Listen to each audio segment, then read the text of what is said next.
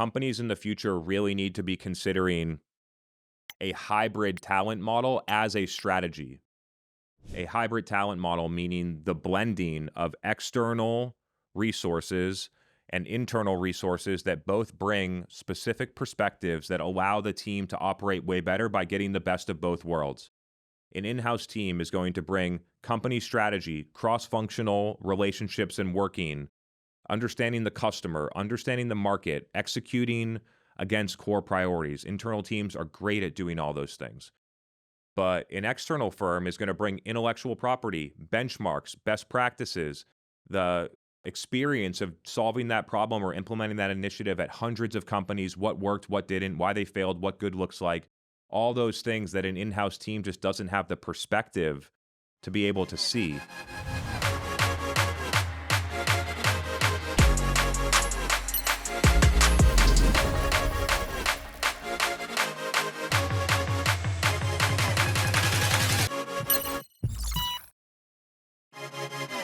Things have been heating up a little bit, I think, when it comes to this meeting and some of the ideas that are forming. I truly believe is shaping a new opportunity for everyone professionally inside of companies. I've been communicating this to executive teams of large companies, and people see the gap. And what is the gap? We need a person, a function, somebody to do this specific thing. We need to connect finance, sales, marketing, the CEO, and operations, and something to connect all of that together that has nothing to do with the management or the reporting structure of how the organization works. This is just cross-functional work to bring these things together. There lies the opportunity. We just got off a meeting with Tom Wentworth, the CMO of Recorded Future, who said his relationship with the CFO has now become a paramount relationship in his ability to be successful, allocate investments, change strategy, manage his team, get more budget,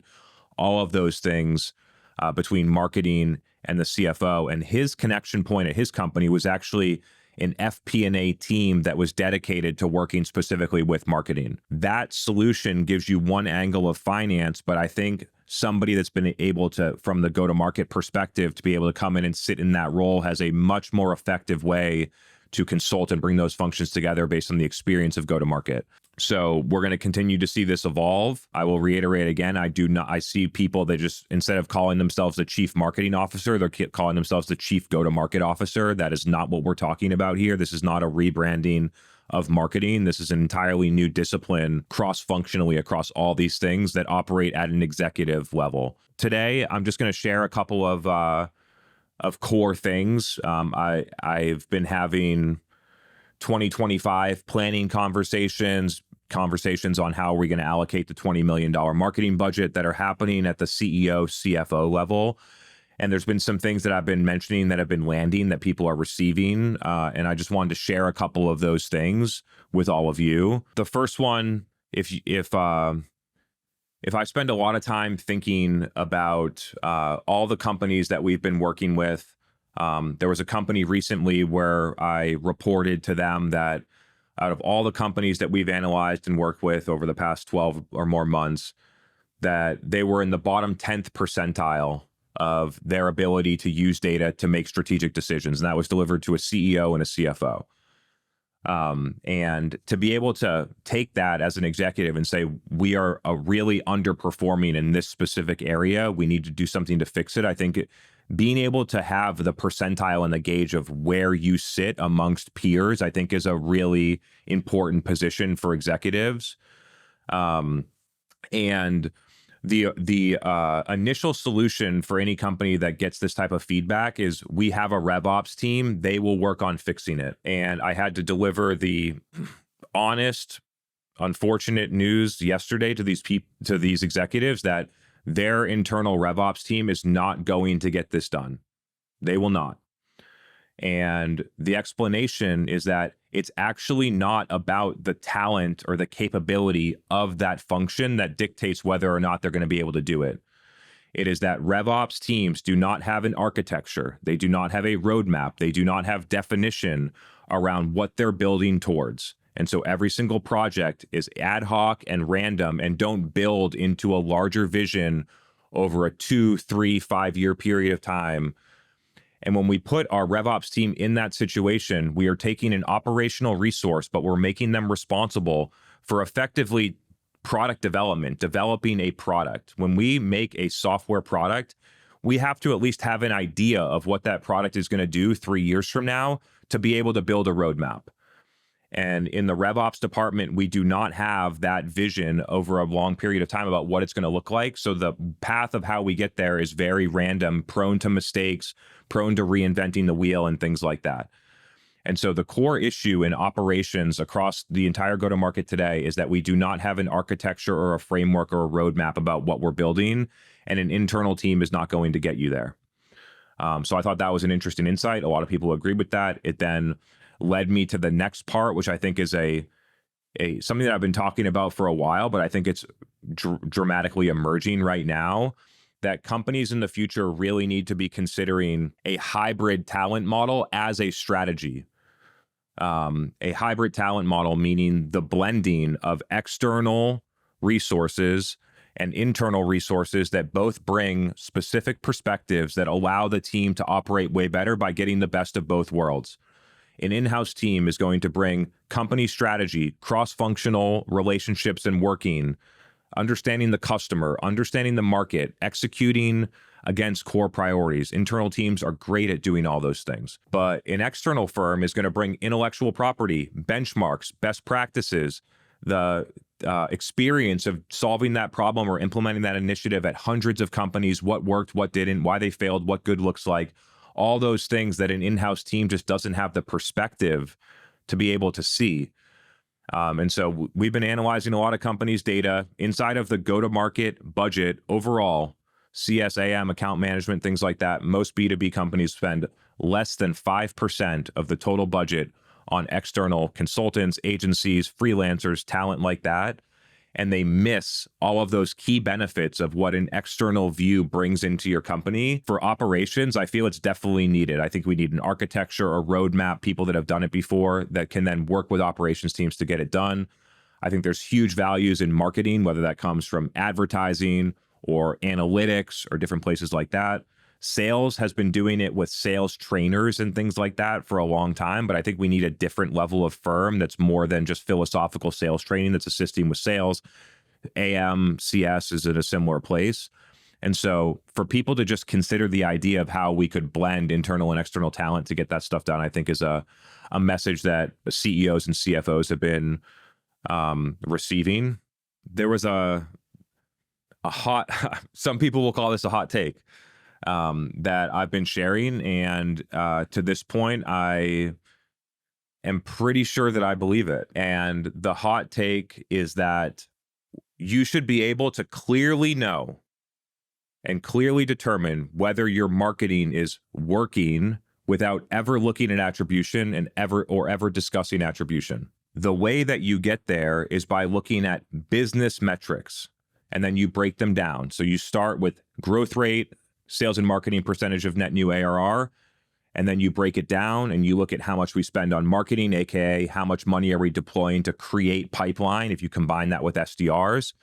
And you can just look at that core number. And we just went through it with Tom Wentworth on the last event. But like recently, we analyzed a company and they would spend $1 on SDRs and marketing combined, and they would get $2.50 in pipeline, which means that just the cost of acquisition on those two things is going to take them like 24 to 36 months to pay back. And then you have sales, operations, all the other costs that go in it.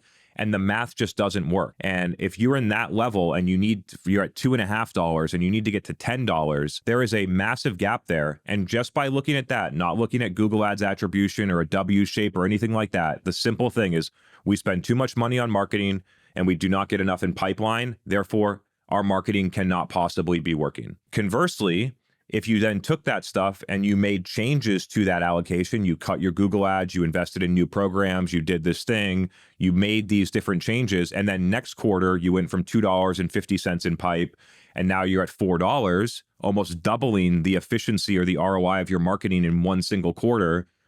Without ever looking at attribution, you can look at that and say the changes that we made were likely positive changes to our business. It improved our unit economics by almost 100% in 90 days. And then you could look at it over the next quarter And making improvements there become the core barometer to a CFO or a CEO. The unit economics become the core barometer of, are our marketing investments working or not? And then from there, you're able to then look at attribution and different models and weighted and all these KPIs and look in ad channels and start to diagnose what the issues are, what we can do better. But everyone starts with attribution as a way to prove the investments are working, rather than just looking at the core business metrics and using that as the core barometer or core determiner of whether the marketing investments are working. That is the only shift as we move into this new world where cookies are going away, things are more difficult to track. There's so many different channels. There's so many touch points that aren't being tracked. As we move further and further into this, that centering on the business metrics will always be the best way to be the first determiner of whether the marketing investments are working or not. I think I had one other topic, but I'm going to save it and do a little bit deeper on it next week. So we talked about a couple of things about, I think it's just really this emerging dependency between finance and marketing in this new era of profitable, efficient growth, where finance is getting a lot more involved in the scrutiny around the go-to-market investments, which frankly didn't exist 24 to 36 months ago, but is really present here. This emerging dependency between these two functions is becoming really important for companies that operate at scale. And I think it provides a huge opportunity specifically for the marketing department to level up the finance and tell a key story to finance around the ROI of marketing that is very different than the way that we've been doing it historically. So that's something that I'm continuing to work on and test with execs. But when your unit economics are in a place that are unacceptable to the business, and that unit economics is around the part of pipeline creation, which is a lot marketing and SDRs become accountable to, I think that immediately flags, hey, something around this isn't working. And conversely, if that's really delivering, it's impossible to have a marketing engine that's working so well, or not have a marketing engine that's not working when you're getting $15 in pipe for every dollar you spend. If you have proper unit economics, it just means that the marketing has to be delivering. It's possible you're in some hot market, but those instances are few and far between. And so I think that's a good place to get the conversation started. We're going to spend most of the time in questions today. I know some people were on that event with Tom, so if you want my perspective on anything that was discussed there, happy to go deeper on that. And we'll just open it up for questions. Thanks, y'all, for being here. Awesome. We have a couple questions in the chat. One thing that was called out is, if you get to a place where you have such poor unit economics, it's much tougher and harder to correct that, especially in a reasonable time frame, without making large business strategy decisions, versus kind of setting yourself up from success, earlier on in a company. So that was just a good call out in the chat. Maybe something we can chat through. But this question is from Michelle, so I'm going to bring her on. Thank you, Sydney. Thank you, Chris. Long-time listener, first-time talker. Just wanted to ask, we're actually going through this exact same exercise at our company, and I have become best friends with our FP&A analyst. And you're right about not having sort of that architecture framework to build into. But I have a very data-driven CFO who has that knowledge and that architecture in his head, and he's trying to lay it out on paper. As we go through this process right now, what we're looking at is conversion rates from what is a session in HubSpot to a lead. Actually, we've taken out lead, it doesn't matter. Session, MQL, what we call SAO, which is some people call SQL, just an opportunity creation, into pipeline creation. We're looking at percent at which everything converts, velocity once it gets there, et cetera. We're then also laying out ROI by channel, including headcount cost, non-headcount cost as well. And we've laid out all of the different channels from inbound, breaking it out by paid search, paid social, inbound direct, events, virtual events, prospecting by BDRs, customer marketing, and maybe a few others. So we've got this idea, this program that we're trying to build to better understand where all of our leads are coming from and how quickly they're converting and what we need in order to be successful for the rest of the year and successful next year. So understanding that, what other metrics should we be looking at? And potentially, I think my biggest struggle is getting a handle on leading indicators, right? So we can look at sessions to MQLs to give an idea of what might happen in the next 1 to 2 quarters. But I struggle to identify, other than what I probably believe are vanity metrics like website visitors, resource downloads, blog views, podcast listens. What other potential metrics should we be thinking about, and what potential leading indicator metrics should we be thinking about? Yeah, you're effectively trying to operate somewhere in the winning by design bow tie that starts at session and then lead and then opportunity and things like that. So I'll offer my perspective here. So I think that the front end of that model is incredibly prone to error. So to think that we need 1,000 sessions to get one customer and think that that math is going to work out with scale, it just doesn't. You create traffic and sessions that are from accounts that can't buy from you, and you buy ads that drive 30% of the clicks or spam, and all of a sudden, like, the unit economics break down with scale. So I'm saying that that beginning part of the process, which most people would call pre-sales, anything before the opportunity is created, is generally very inefficient, and companies don't, through scale, see degrading unit economics in that particular model of session, lead, SAL, opportunity, or something along those lines. And that's exactly what they saw in the demand waterfall model. When they scale up leads or MQLs, conversion rate drop to opportunity drops, and they just get a bunch more leads and the productivity goes down. They don't get a good result on it. So a word of caution on the front end of that model. I think it's prone to error. And then I think it's important to know the channel and the lead source and things like that. It's great indicators, especially if we're in like a very much a direct response game with part of our advertising. Having that matters.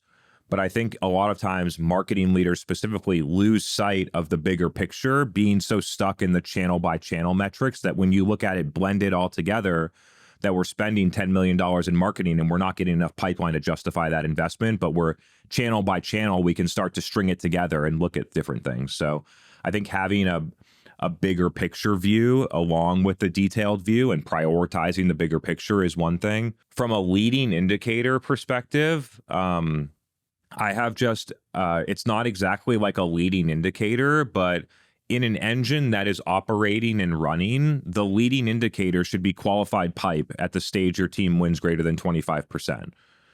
And that is really, and if the engine is running, then you have a consistent flow of pipeline, and on a quarterly basis, you should be able to move that number outside of seasonality and other factors. And so that becomes the operational metric connection point between marketing and sales that marketing optimizes for originally, especially as sales cycles get longer. Before that, I think filtering sessions to look at qualified account sessions or something like that might be the solution, but we have to figure out how to filter out all the junk. Most SaaS companies, their website traffic, most of it comes from people that can't buy, especially if they have a high volume Google strategy between paid and organic. A lot of the visits are not qualified to buy. And so trying to figure out how to filter that stuff out could be an interesting leading indicator. But again, it's going to, as you get further up, it's going to be more and more prone to error. So I recommend that as something for you to look into, but not something that I have a ton of confidence is going to work reliably. And yeah, so I think unit economics and then overall performance. And there's another thing that I've been thinking a lot about recently, which is that generally companies only measure the success of marketing through pipeline creation or lead production, pipeline production, somewhere in that range. But there are so many ways to deploy investments to late stage pipeline or early stage pipeline or current customers that have a significantly better ROI for the business than going out and marketing to a cold account, trying to get them into pipeline. But the marketing investments don't get scrutinized, and the CMO doesn't get incentivized to spend money in places that would be best for the business based on how they're measured. And so I think conversion rate from opportunity to closed won, or a compound metric like sales velocity, could be other interesting metrics that a marketing leader should be invested in improving. If you think about opportunities winning from stage one to close at 25% instead of 15%, it just makes if your website's chugging along and creating pipeline, it makes such an impact on revenue to go and fix that and improve that versus trying to spend another couple $1 million to produce more pipe. And so trying to get invested in not only pipeline production, but other metrics that could augment sales performance is another thing that I've been thinking about. Thank you. Any follow-up there? Anything that you were thinking that you wanted feedback on, or something different than what I had mentioned there? I'd be interested to you're clearly working through it. I'd be interested to hear what you've learned or thought so far. We're currently working through it, as you say. You're right. You're right about the assertion that it doesn't work. Meaning, we're trying to scale to get more leads because we're trying to grow the business. But something is stuck, right? Like we're getting a little bit better. Our lead quality is significantly better, so that's great. But something in that flywheel just is trapped. It's not working. And so that's what we're trying to figure out with this ROI by channel, to figure out what in reality is working and is not. I haven't really thought to invest in opportunity movement at places like bottom of the funnel, right? We're also worried about bringing in, we have an SAO number that we have to hit. We're so worried about bringing in more and more SAOs. I sit and stare at Salesforce and HubSpot day in and day out, and you fail to realize that really, if you can move some of those folks at the bottom of the funnel into opportunity, it's going to cost you a lot less because they already know who you are, right? So trying to retarget some of those people may be a good way to start pushing in additional SAOs. But no, I mean, you hit on every point that I was looking for. And from a leading indicators perspective, it's just something I've struggled with from company to company, trying to figure out what we really should be looking at to determine if we have an SAO problem or if we have a pipeline problem. Because right now it seems like we have an SAO problem, but our pipeline seems to be okay, which shouldn't, I mean, you'd assume it's binary, right? And if it is, then that shouldn't be the case, but it is. So trying to work through that as well. Yeah. And then another note unrelated to you, just making a point here that the finance team will bring you something about how they want to look at it. It just tends to be incredibly simplistic and not accounting for all the factors of go-to-market that they don't really understand. And so that's something to be aware of. And it's why I'm pushing. So we're not there yet, but it's why I'm pushing so hard for the people in this group, because that is the opportunity that finance is now getting involved. They're bringing very simplistic models. They're going to break down in practice from session to lead to opportunity. It just doesn't work that way in go-to-market, especially when you have longer sales cycles and complex buying groups and things like that. That having a way to go back to them and say, hey, we really appreciate you putting this, but here are all the factors that really need to be considered here, and here's what we should look at instead. And the root of it is that finance is looking at finance metrics, and that the actual breakdown is that the financial metrics are not connected to the CRM metrics. And so they might have a way that they want to look at it, but there's a clear breakdown where you can't, if your ARR and NRR are off, and then you start breaking down into CAC and things like that, you can't see that inside of the CRM. You need financial data and you need other core data that you don't have just in the CRM alone. It's something that like you're struggling with it. Companies that hire us are struggling with it. We haven't got it all figured out yet. So it's all something that I think it's clear that the existing processes are not working, but it isn't really clear that there's an operationalized solution just yet. From my perspective, we're hoping to pave the way there, but it's great to have people on here that are working through the same thing, because you're going to figure things out as you go through it that are things that we might not learn, and we can continue to share with each other. Thank you. Cool. Thanks for being here. That was a great little back and forth. Yeah, a heck of a question for your first time live. So I appreciate you joining and adding so much value. That's awesome. And hopefully we'll see your face again. I'm going to bring on the next question that's relevant to this topic here. Let me just bring on Andre. Go ahead and unmute you. Yeah, I'm a sales leader and I've really enjoyed your content. So the question I had is, with this being you working across the go-to-market team, as you work with CROs, VPs of sales, what trends are you seeing on the sales team? What opportunities are you seeing for improvement on sales team performance? So I'll just sort of have some unfiltered thoughts. We do work with chief revenue officers and CFOs, and typically the ideal group to work with us is sales leader, marketing leader, finance, ops leader, CEO. So that's like ideally you have all of those stakeholders within our project and we see the whole view, and then who's championing it might differ by company. So I think that in that group, people are starting to realize that sales performance isn't really the issue. The actual issue is we do not create enough pipeline for how much we spend on marketing and SDRs, and that we've overhired reps. And so there's not enough to feed all these reps, which is why quota attainment is low. Some companies have already done this, but most companies will need to correct that balance to get the unit economics of new logo back in line by reducing sales headcount and trying to have an intentional plan to improve the effectiveness of the SDR and marketing engine combined to create pipeline. Like that's the overarching story about what's happened from 2021 and growth at all costs. Budgets getting super inflated, but results are either staying steady or actually declining while costs are going up, and it creates this amplified pressure on unit economics. I've seen in my career for a very long time that even back to 2017, it's less about the skill and talent of each individual rep and a lot more about, does the market want our product and have we marketed it properly? And so I think there's a really interesting sentiment that's historically been like, oh, we need our unicorn reps and it's all about rep talent. But I think now it's a lot more of a blend of, do we have a narrative that the market receives? Have we communicated that properly? Do they know and trust our executives or our brand?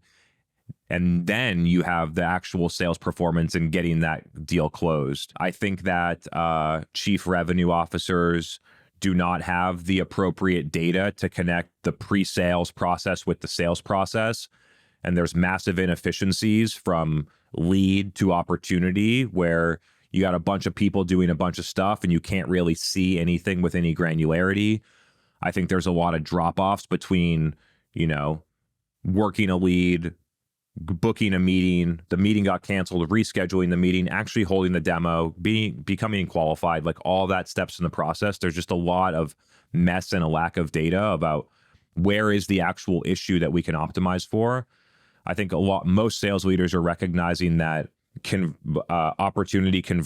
conversion through those different stages is the biggest lever they have. And I think that process improvement becomes the number one opportunity for a chief revenue officer right now. Actually, there are many companies where, they get a huge volume of qualified demo requests or contact us or talk to sales or some hand raiser conversion on their website.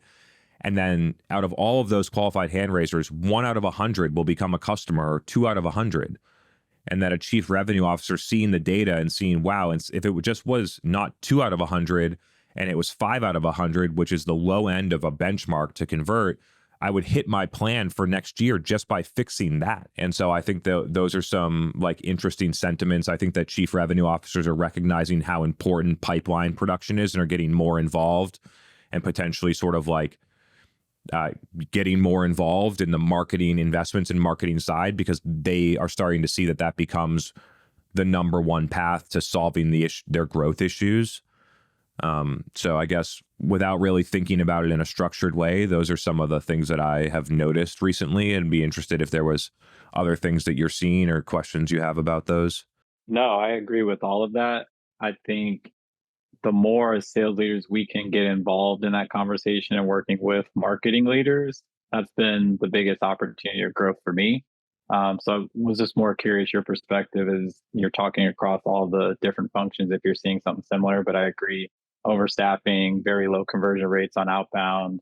And if we can get smarter about the type of leads and the quality of leads and maybe less salespeople, but quality leads going to those salespeople, you're seeing higher conversion rates. Totally. And we were just on an event with Tom Wentworth, the CMO of Recorded Future, which is a significant mid-market company with a lot of scale. And the most important thing is the marketing to sales relationship, and secondarily marketing to finance. And I think though that's a critical component, the relationship, but the relationship is really determined by the underlying go-to-market strategy.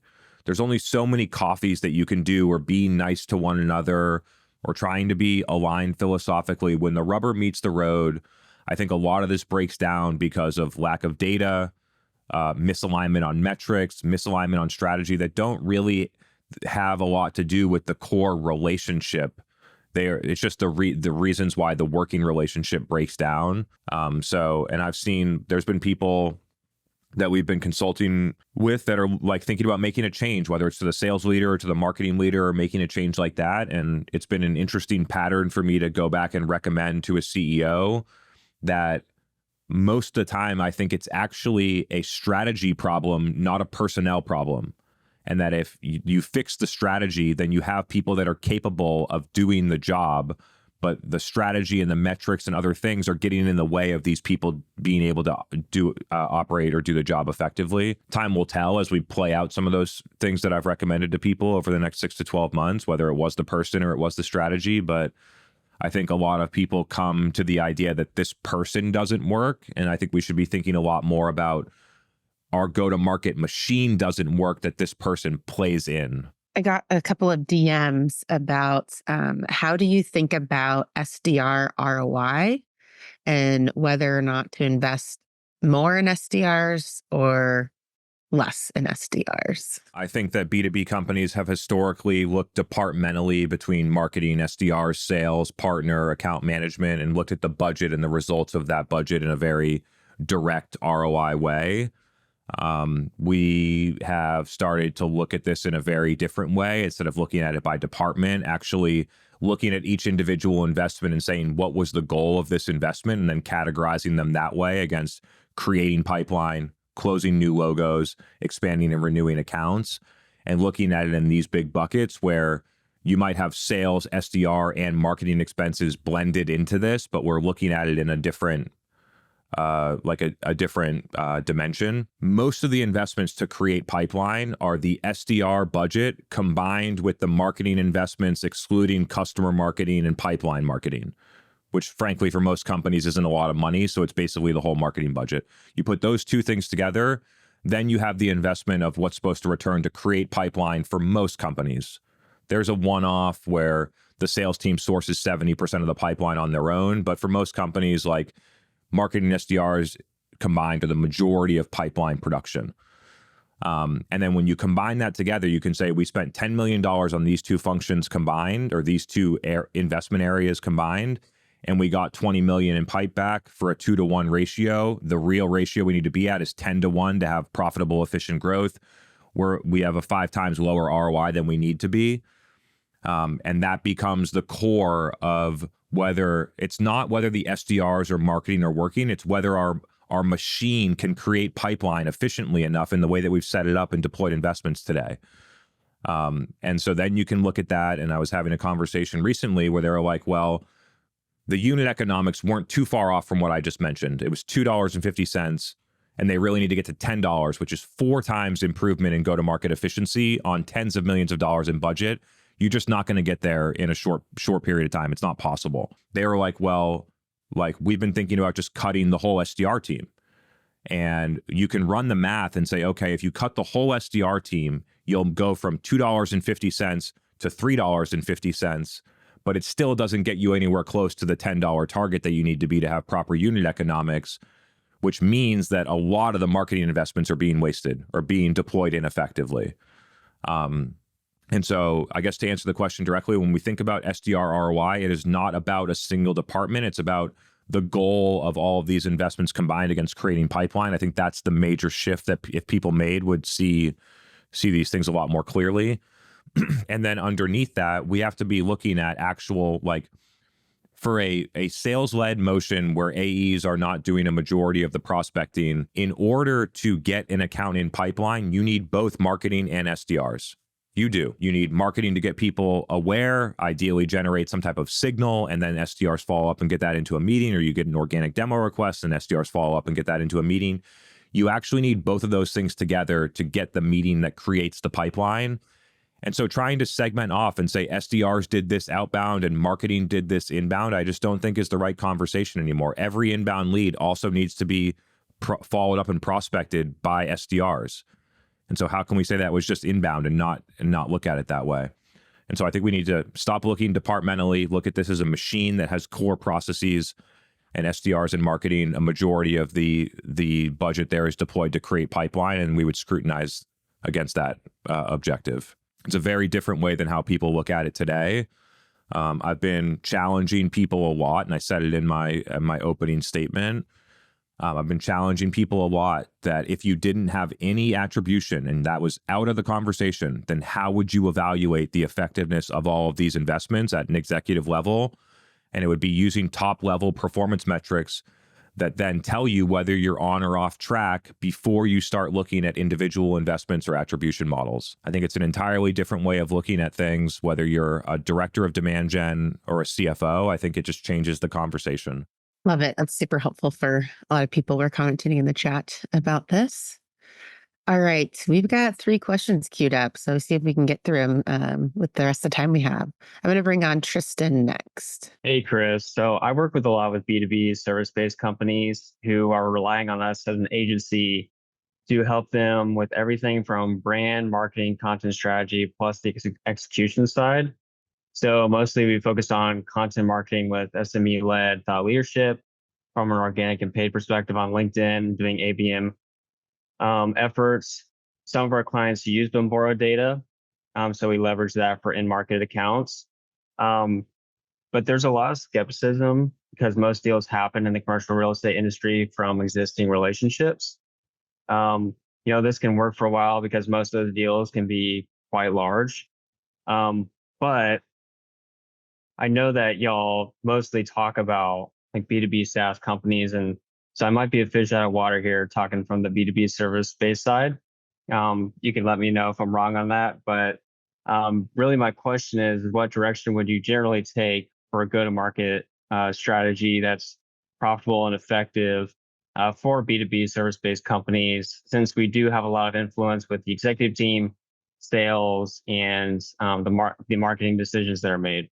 So what you're trying to do is figure out how to get more customers for your agency? Is that the question? Or how to work better, how to deliver a different service to your clients? What is it? It's mainly to help our clients from their perspective to have an effective go-to-market strategy. So we're aligning everything from finance to sales to the marketing. So we're actually giving the right goals from a top-bottom perspective. And so we can really say, hey, we're making the right decisions, the right goals for the company, and we can measure the wins based on that. But since a lot of it is anecdotal from an attribution standpoint, just what perspective would you take on that? How would you make sure that everybody's aligned and that we're really being an effective partner to them to help them win? And then your client's objective is to sell commercial real estate? Most of them are general contractors, so commercial general contractors, architects, third-party logistics providers, so it ranges. So they're selling purely services. Let's say they were like contractors or something like that. Like generally those people operate within a specific geographical region and have like a defined market of who, whether it's by geo or a different type of segment, but oftentimes like localized market. And so when you have a well-defined market, the benefit usually is that the cost of marketing becomes a lot lower when you know exactly who you're going after. And so I wouldn't necessarily try to justify this in the same way that I would like a B2B SaaS budget. But I would just be looking at like, how much money do we make on a deal? And then what would like 5% of that look like? And then how do we allocate like a specific percentage? 5% was made up, but a specific percentage in actually moving the goal forward with some type of targeted marketing. And I think that like it's basic, but at that level, I think that that's what would work for you. Like we are trying to sell, $1 million project for architecture or contracting. How much are we willing to invest to get that project? You could look at the business financials and the gross margins and the fixed costs, and you could try to see how much profit you make and then how much you're willing to to acquire that project. Maybe you make 20%. So on $1 million, you make 200,000. And then you're willing to invest 20% in actually acquiring that customer, which includes sales costs and commissions and other things like that. So at the end of the day, you have 5% left over for marketing. And then that becomes the core way that you initially start to like budget and do things. And then a lot of the benefits, like you think, like a lot of it is relationships. Well, marketing can augment relationships. Marketing can open up new relationships. Marketing can start relationships, advance relationships. There's tons of people that I would never have a relationship with, my business partner, companies that I've invested in, that if I didn't create marketing and content, I would have never had that opportunity and I would have never had that relationship. You can do marketing to organize an event in your local market that brings and augments the relationships that you already have and curates a dinner or an event or asks some people that are in your pipeline to speak at this conference that you set up. Or there's just so many ways to do that, where having sales or account management relationships is amazing, but there's also a marketing or one-to-many play that can benefit those as well. For the most part, I don't think I would try to get overly scientific about it, and I definitely wouldn't get caught up in trying to attribute a Facebook ad or a piece of direct mail or whatever you're doing back to a deal. I would try to be a lot more high level in how I'm thinking about those investments for your specific audience. And you should be able to tell that, you should be able to break down that story to a CEO or a CFO that has nothing to do with complex data or attribution models or things like that. Look, we're trying to go out and win $1 million deals. Here's the profit that we make on it. Here's what we're willing to invest to acquire it. Here are all the costs that we have on sales. Here's the amount that we have on marketing. That means that if we're going to try to sell 10 of these projects next year, this is how much we would spend on marketing. Here's how we would deploy that amount of money against these objectives to these targets. I'm going to bring on Martin next. Before I start, I just wanted to say no one's happier that these live events are such a proven ROI positive strategy for you, because the access and the value and the knowledge that it brings folks like me and the broader marketing and revenue community is like huge, and it's highly appreciated. So thank you. Amazing. Appreciate you saying that. I had a question mostly about, the common thread seems to often be that there's a misalignment on KPIs, and that misalignment is sort of the core issue in terms of creating conflicting behaviors. Do you see a future state where the marketing and the sales person becomes the one leader as opposed to two separate ones, whether it's a large or a small company? So I think that the misalignment on metrics is actually a symptom of departmentalized go-to-market functions that don't operate as a unit. And therefore, the metrics are one of the ways where it shows up and breaks down. But there are others about how the budget gets allocated and the differing attribution models and tools and duplication of effort and all these other things that happen. I think it's actually the departmental siloed structure that creates the misalignment on KPIs and other problems. To answer your question directly, I think if companies I think many companies that I consult, having their chief revenue officer oversee marketing for a period of time while they get the business back on track, or they get their unit economics in place, and then in 2 years they hire a CMO, and then they can decide whether that CMO reports to the CEO or not. I think that's very business specific, and I think that in certain cases it can make sense.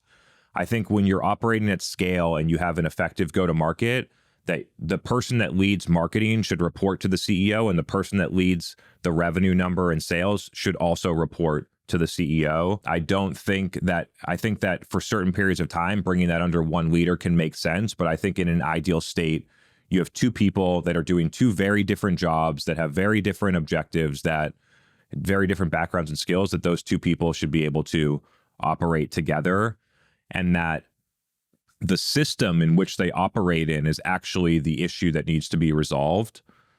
I continue to think in that direction overall. Companies, whether they want to call it one team or not, in their analytics, in their meetings, in their sales kickoff, and all the other things, they don't look at it from all the way at the beginning to all the way at the end, and they don't look at it as a customer lifecycle. They look at it by the goals of each individual department. I view that as the core issue, which is part organizational design, but I think it's the actual issue is the architecture or the framework that companies use to run their go-to-market. Okay, great. Thank you.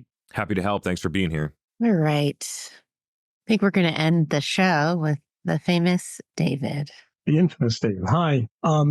Chris, at the top of the conversation today, you talked about how important it is for marketing to be, or how much the message and the narrative and the fit of the message and the narrative fits with whoever we're trying to market to. And that so many of the things that we do are really downstream from that. So I was just curious if you had any thoughts or ideas or thinking on how to measure that fit. Is that something you think ought to be done more regularly to calibrate right from the beginning? Is the message understood? Is the narrative one that the buyer or our intended ICP is interested in? Where are we off? Because it seems so much of our communication in marketing is based on that. And if we ask someone to come to a webinar, come to a trade show, or we're sharing ideas to educate and influence and so forth, it's based on these first messages and narrative fit with our ICP. So it's a bit of a question out of left field for the rest of this conversation, but it picks up on something you said right at the beginning of today's session. And I'm just kind of curious if you had any thoughts on what you would like to see if there were standardization, so that you could compare today against tomorrow, or company A against company B, so that we could have more faith in the money we were spending was actually on ideas that we're connecting. Okay, so two different ways to answer this question. So the first one eliminates the variable of messaging and just looks at it, all the other stuff. So think about your strategy, right? Let's look at this company. They're 100 million ARR, and they have an average strategy in terms of the message and who they're telling it to and different things like that. That $100 million company is going to spend $40, $50 million on sales and marketing that year. And they're going to be doing a bunch of different things to try to push that message into the market. If you just took that $40 or $50 million and instead of telling a story in Google ads to companies that aren't qualified to buy from you, and most of the marketing dollars are going there, and doing content syndication to get people in your database that don't even read the fucking content, and building a bunch of trade show booths where 15 people or 50 people walk by and we scan their badge and we chalk it up and we don't have tangible ROI. And then we have a sales team that's telling that message to people that we gave gift cards to in a demo, and they're talking to people that don't want to buy. And you just change that. And so now you're telling the same story, but you're telling it to people in a very different way, in different channels with different stuff, that regardless of the message, your go-to-market would work better. And so that's one point that I want to make, because there's a lot of companies where, sure, the messaging could be improved, but also just the downstream execution of tens of millions of dollars could also be improved and would have an impact too. That is a lot more math and objective based versus messaging, which is very art and subjective. But to answer your question directly on the messaging, I think that every established company should be going through this on an iterative basis. I think that companies need a market research engine that continuously happens. What does the market think about us? Where do they see us positioned in the category? How many people recognize our category? Do they know what it means? Do they think that we're the leader? What are the important features? Which products do they use? Which of these 7 pain points is the most important to them right now, or how do they rank them from 1 to 7? How do they just show a message and ask how they respond to it? There's a ton of market research that could be happening. And I think that companies building a way inside the marketing department, or if they want inside the marketing department, to be able to collect these types of insights on an ongoing basis with their entire target market, I think is incredibly powerful. Companies should be trying to build it. I think a lot of people use focus groups and interviews and some more traditional things, but I think have a lot of value and merit. And I'm not saying don't do those things, but I think given the way that data and other things have been working, that there's a more scalable, automated way to collect some of these insights that would have a larger sample size and probably provide more quantitative insights. So I think that those are some of the things that I think about here. If you're a $100 million company, having 1 or 2 people focused on this, I think is an incredible investment long-term to optimize messaging. I also wonder whether companies would be better suited to use a consulting firm or an external firm to execute this rather than their internal people for objectivity and process and intellectual property and automation, rather than trying to spin it up from on their own. So I think there might be a business opportunity there for people as well. Thank you. No, it just seems we spend so much money to try and put messages into the marketplace to people who we believe are the right people. It would be nice to get some feedback, to have a feedback loop. And so what you're suggesting is a regular process to get that feedback, to get that insight. It's not an area that you speak about a lot, but I do believe you have some market research background in your history, and it might be a vein to mine for you in conversations like this, because I think everything you said at the top end of your answer about trying to get all the execution to be more efficient, to be more attuned, and all of that, absolutely agree with. But we don't speak enough about trying to tune up the message. We fire a rifle at a target, we can see where it hit, and we recalibrate based on that. Just having this recalibration information, I just think would be so helpful. And maybe it would be useful to have some standardized measures around that. And you've got a pretty good voice on these things. Totally agree with that. Feedback noted. I also like the rifle in the air type of thing. It's not just about getting feedback from your customers. It's like investing the money to have the right data so you can make decisions later too that companies miss on. And so they meanwhile spend $40 million a year on sales and marketing and have 2 people in ops, or have no expertise in ops and have no fucking data to make decisions while they spend $40 million and don't know whether it's working or not, struggle to make the $100,000 investment in that to be able to make the whole 40,000 or 40 million work better. It's the same thing with market research. It's an insignificant investment that doesn't attach directly to pipeline, or isn't a working dollar or a headcount dollar or a quota carrying investment. And I think people need to start balancing the idea of the investments that make the whole machine work better, or make the machine work better, versus the people that operate on the lines in the factory. You were talking about signals. Signals are important. These are signals. These are message signals, fit signals. So thank you very much. I appreciate your answer. Totally. Yeah. I don't know for sure, but I wonder if conversational AI and things like that have at least some indicator on message fit. I think that some are able to say this is like the slide that got the best reaction or other things like that. I don't know the validity of those things, but I do think people are at least trying in some way. But the crazy thing for me is that while what you're saying totally makes sense, I just don't see executives prioritizing it. I don't see them thinking that it's a key thing that they really need to be thinking about and prioritizing. While it feels nice for me to help people spend more time on it, I have been talking about this for quite some time, about getting customer insights and using those insights to drive your strategy or update your product or update your messaging or build your competitive positioning or whatever. And there's certain times in the market where your message resonates based on what's happening in the market. The demand creation messaging in zero interest rate 2020 was an incredible message, but all of the rationale of why you would allocate investments to do demand creation and have a balanced marketing investment were actually all about improving SDR productivity, rep productivity, planning and forecasting accuracy, marketing ROI. And nobody cared about those things in 2020, but they really do now.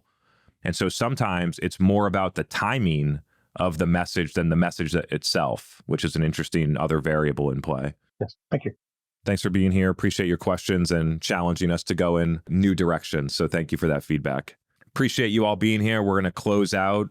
For me personally, this has been my 3rd podcast, and I have one more today. And what I've learned today is that I'm not doing 4 podcasts in a row ever again. So this will be my last day for something like that. I remain very committed, but to be honest, it is quite exhausting. So I hope you can still feel my energy. I'm bringing it. But that was one key learning for me. I like to share some of the wins and losses about what I'm doing in the background too. So pro tip, don't do 4 podcasts in a row. We'll be back here next Tuesday. I think our summer schedule is pretty consistent until Labor Day. So if you all enjoy being here, we love having you here. It's Tuesdays at 12 p.m. Central every week. So thank you all. Hope you have a great rest of your week. Maybe we'll see you next Tuesday.